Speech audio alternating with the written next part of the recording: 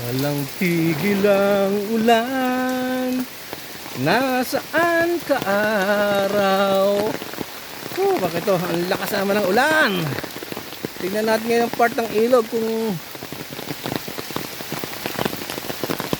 gano'n nakalaki yung baha. Titingnan natin kung ano rin nangyari sa puno na hindi pa rin napuputol. Baka tuluyan ang tumumba. Wow, rumaraga sana. Hindi na makaka tatawid. Yan po ngayon ang ilog. At talagang ito, humilig na ang puno. Hindi lang maputol pa dahil malakas ang ulan. Dito tayo naliligo ng isang araw. Yan na siya ngayon. Ang laki. Dahil sa magdamag, maghapon na naman na ulan, sigurado. Dahil sa bagyong Kresing. Nasamahan pa ni bagyong Dante.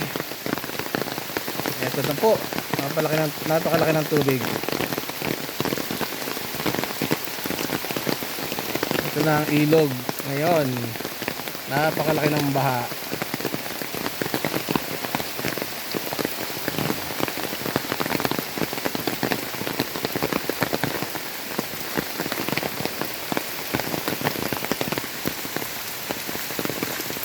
Malakas pa rin si Dante.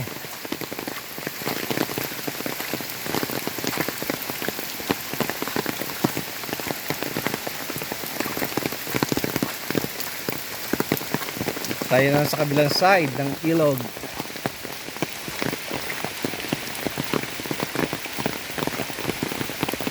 Ayan, napakalaki na ng tubig. Hindi na makakatawid sa kabila.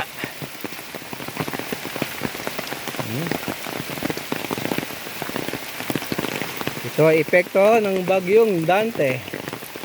Unay si Kresing, nasamahan pa ni Dante. Ito na. Mahirap nang tumawid.